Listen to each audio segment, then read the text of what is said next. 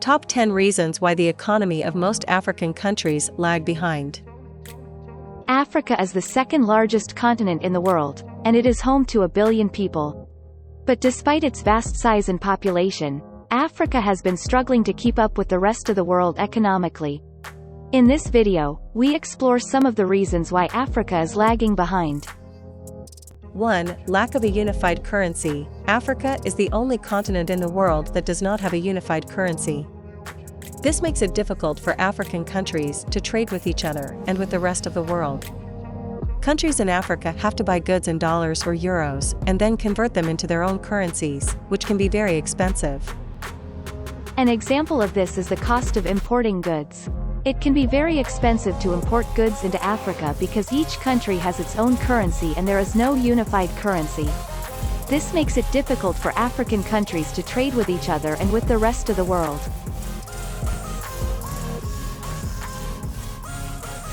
2. Lack of infrastructure. Africa also lacks the necessary infrastructure to support a strong economy. The continent has few paved roads, railways, and airports, which makes it difficult to transport goods and people. Additionally, many African countries have limited access to electricity and clean water, which hampers economic development. For example, the lack of infrastructure and transport links between African countries makes it difficult for goods to be traded and exchanged. This means that African countries are not able to take advantage of economies of scale, and they are not able to benefit from specialization. 3. Corruption. Corruption is a major problem in Africa, and it inhibits economic growth. African countries have been plagued by corrupt leaders who misuse public funds and stifle businesses. This has created an environment that is not conducive to investment or economic growth. Corruption is a major obstacle to development and it costs the African economy billions of dollars every year. It hurts businesses, discourages investment, and ultimately harms the people of Africa. Leaders amass wealth at the expense of the public. One example of a corrupt leader is Robert Mugabe, the former president of Zimbabwe. Mugabe was accused of misusing public funds and stifling business. He was also accused of human rights abuses, and he created an environment that was not conducive to investment or economic growth. Some leaders in Africa have turned their country's central bank into their personal bank, and they use it to finance their own lavish lifestyles. This has created instability in the banking system and contributed to the continent's economic struggles. 4. Conflict. Conflict is another major reason why the African economy is struggling. The continent has seen numerous civil wars and coups that have disrupted economic activity. These conflicts often result in damage to infrastructure, loss of life, and displacement of people. They also make it difficult for businesses to operate and create a hostile environment for investment. One example of the role of conflict in Africa's economy is the civil war in Sierra Leone. The civil war lasted for 11 years and it resulted in the deaths of over 50,000 people.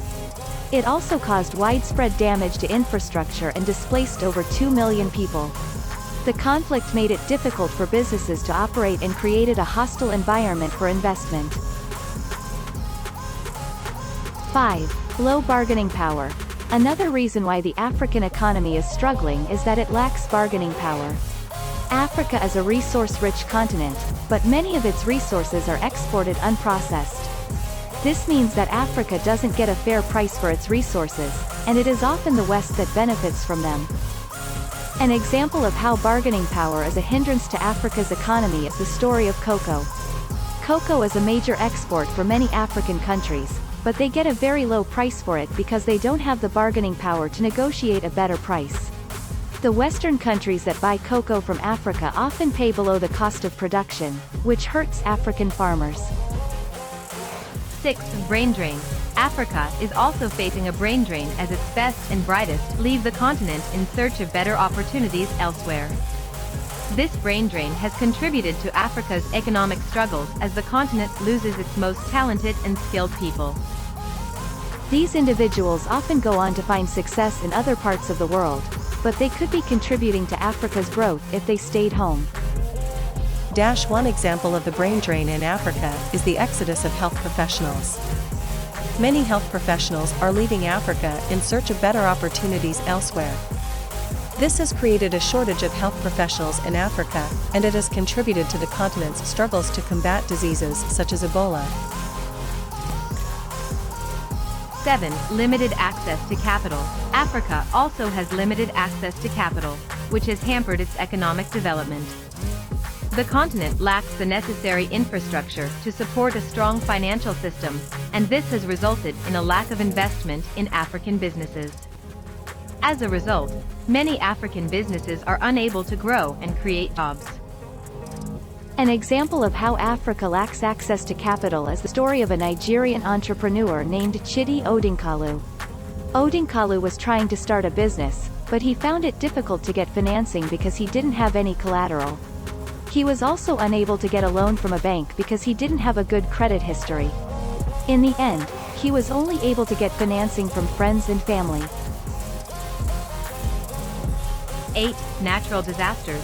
Africa is also susceptible to natural disasters, which can disrupt economic activity and damage infrastructure. The continent has seen its fair share of droughts, floods, and famines, which have contributed to its economic struggles. An example of how natural disasters have contributed to Africa's economic struggles is the famine in Somalia.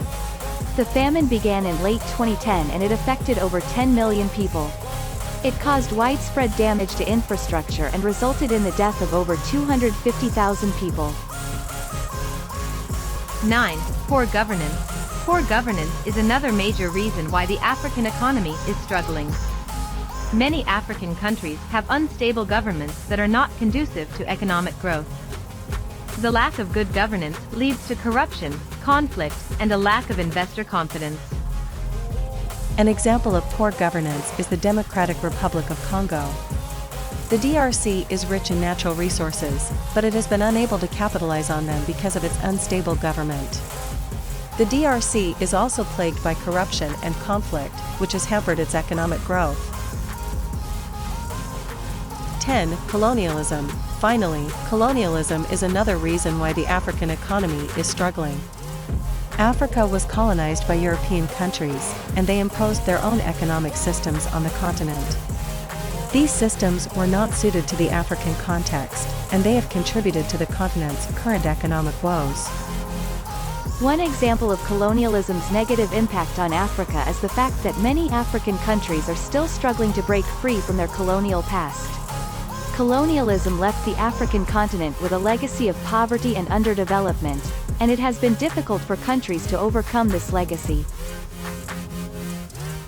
In conclusion, there are many reasons why the economy of most African countries lag behind. Some of the main reasons include the brain drain, limited access to capital, natural disasters, poor governance, and colonialism.